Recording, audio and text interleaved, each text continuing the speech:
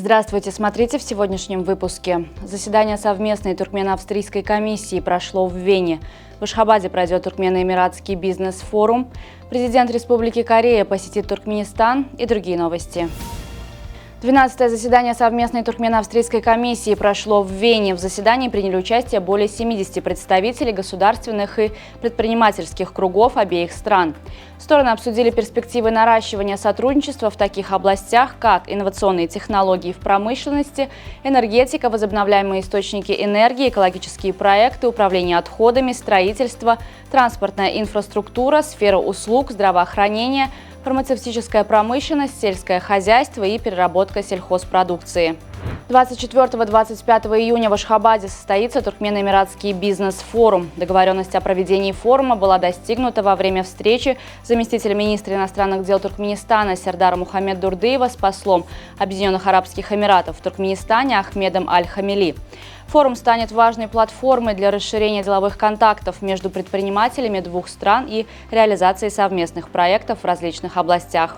Президент Республики Корея Юн Сок Йоль на следующей неделе с государственным визитом посетит Туркменистан, Узбекистан и Казахстан. Шестидневная поездка начнется 10 июня и охватит 3 страны Центральной Азии. Президента будет сопровождать его супруга, первая леди Ким Кон Хи.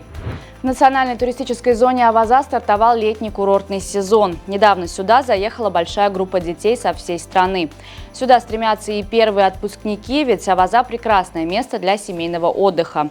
К их услугам работают 34 отеля, коттеджи, базы отдыха и оздоровления разного уровня, а также санаторий Аваза. Джордж Курунис, американский исследователь, известный как охотник за торнадо, принял онлайн-участие в международной научной конференции «Энергетические перспективы, новые технологии и экологические аспекты добычи углеводородов», которая проходила в Ашхабаде с 5 по 6 июня. В своей презентации исследователь отметил успешность усилий Туркменистана по сокращению выбросов из газового кратера Дарваза. Государственные железные дороги Турецкой Республики совместно с открытым акционерным обществом «Транспортно-логистический центр Туркменистана» объединили усилия в поставке гуманитарного груза в Афганистан. Турецкий гуманитарный груз был перегружен в вагоны ОАО Транспортно-логистического центра Туркменистана на станции Этрек, главном логистическом центре страны, и перенаправлен на афганскую железнодорожную станцию Тургунди. Председатель Совета директоров Tesla Робин Денхолм призвал акционеров компании одобрить гигантский компенсационный пакет для генерального директора Илона Маска на сумму $56 миллиардов. Это уже вторая попытка после того, как суд штата Делавэр признал первое одобрение глубоко ошибочным и аннулировал его.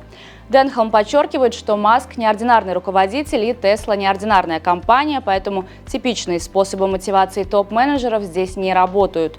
Он намекает, что у Маска есть выбор между Tesla и его многочисленными другими проектами. И если акционеры Tesla не одобрят компенсационный пакет, Маск может попросту уйти.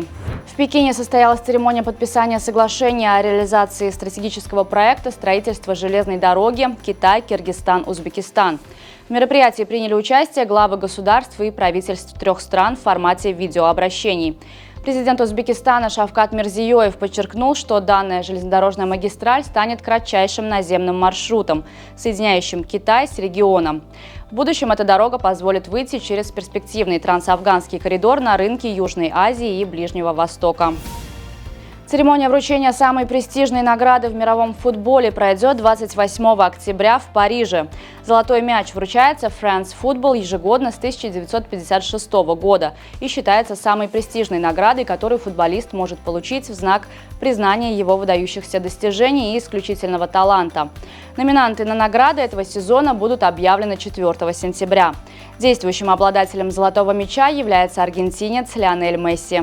На сегодня это все. Со всеми новостями вы можете познакомиться на сайте turkmenportal.com и на наших официальных страницах в социальных сетях. Всего вам доброго и помните, что Туркменпортал – ваш самый надежный источник новостей.